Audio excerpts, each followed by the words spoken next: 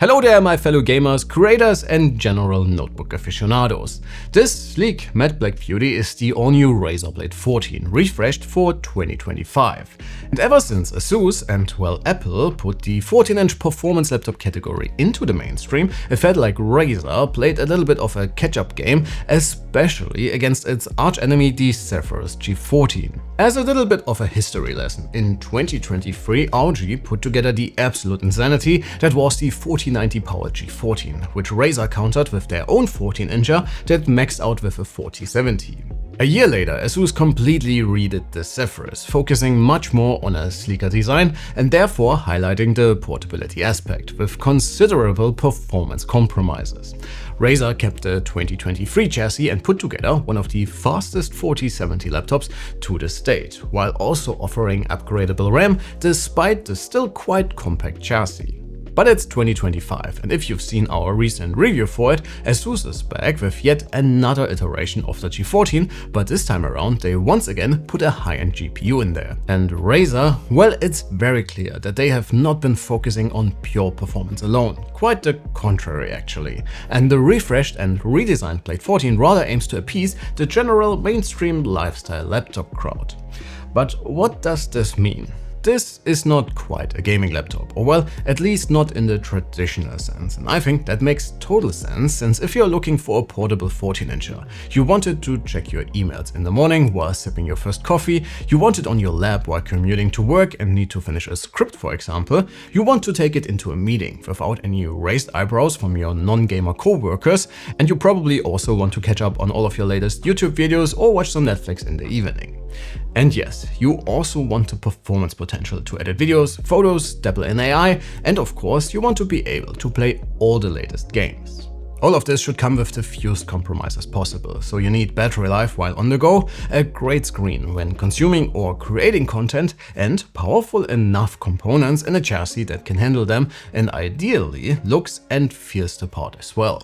For now it seems like Razer delivered, but then again the Blade 14 does not exist in a vacuum, and the G14 can match or outclass this one spec for spec, at least on paper. So it will probably all come down to price, and while Razer is surprisingly competitive in some markets, it isn't in others. But that's already been a lot of words, and this was probably the longest intro I ever did, so let's get into it. In full transparency, this is an early engineering sample, so we have not been able to do any proper testing with it. However, it should not be too long before we can rectify that situation, so please just keep it in mind for the rest of the video. In terms of specs, all Blade 14 configs will use AMD's Ryzen 9 365, a 10-core CPU based on Team Red's Strix Point architecture. This is both a step up and a disadvantage compared to the G14, since it seems like the higher-end RTX 5070 Ti and 5080 configs for the Zephyrus come with the 12-core Strix Point variant, while everything with a 5070 and below will be powered by the Ryzen 9 270, which is basically just a rebrand of last year's version.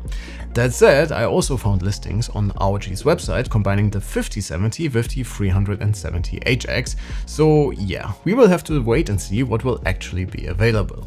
So in theory, when looking at the same GPU for both of these, the Razer should have the performance advantage, especially since it can power either an RTX 5060 or 5070 with a maximum of 115 watts compared to 90 watts for both of Nvidia's mid-rangers in the Zephyrus. In the display department, Razer bets on most likely the same G-Sync enabled 120Hz 2880 by 1800 OLED we already know and love in the G14.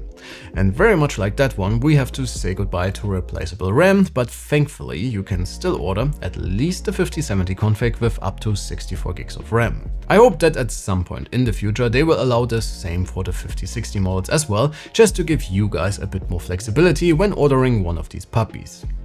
As a nice touch, their Mercury silver color is making a comeback, but once again it is also just for select configs. The port layout is pretty similar to last year's version, with the two USB-Cs making the jump to the USB 4 standard, and in addition to a pair of USB-A 3.2 Gen 2s, the audio combo port, the power connector and HDMI 2.1, Razer also adds a microSD card reader, basically matching the G14 in this regard. Alright, so that's the theoretical part, and I know it would have been great to talk about performance already, but even without any hard numbers, and given that overall FPS numbers aren't the most important factors here, we still have a few things we can talk about. Of course, the most obvious thing would be the new chassis, even though you would have to know what you are looking for to really spot the differences here at first glance.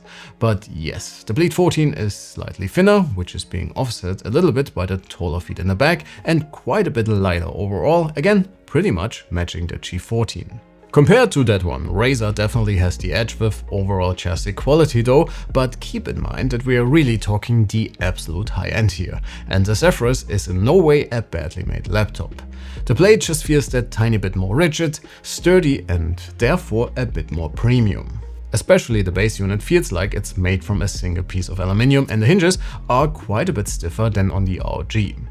I could imagine some of you might be bothered by the larger chin and the missing glass cover for the OLED, but for me personally, the Blade 14 looks simply fantastic, and I really hope we will see additional Mercury configs this year.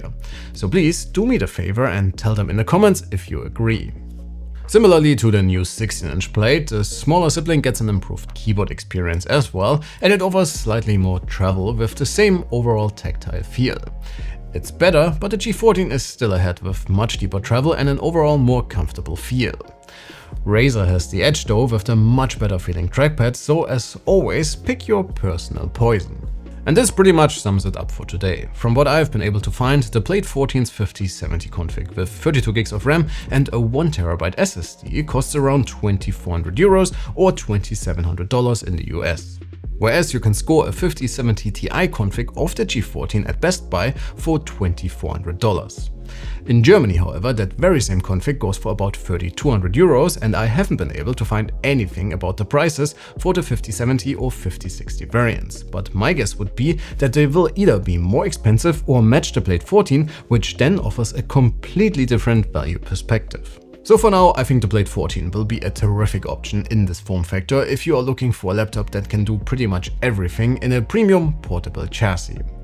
Of course, we will have to wait and see what the actual performance numbers will look like and how Razer handles noise and thermals, especially considering the slimmer chassis. Yes, I would have loved for them to offer something with a bit more heft and maybe with higher end GPU options, but considering that those configs will most likely be not the ones people end up buying, I completely understand their reasons here. But let me know what you think. If the Blade 14 and similar G14 configs perform roughly the same and come with the same or a similar asking price, which would be your pick? Sound off below, I'm eager to read what you guys have to say. Make sure to leave your sub as well, I'm doing my very best to get a final sample in the studio as soon as possible so we can add some hard numbers here. Thanks a ton for watching folks, my name is Alex, you have been fantastic and I cannot wait to see you all in the next one. Take care.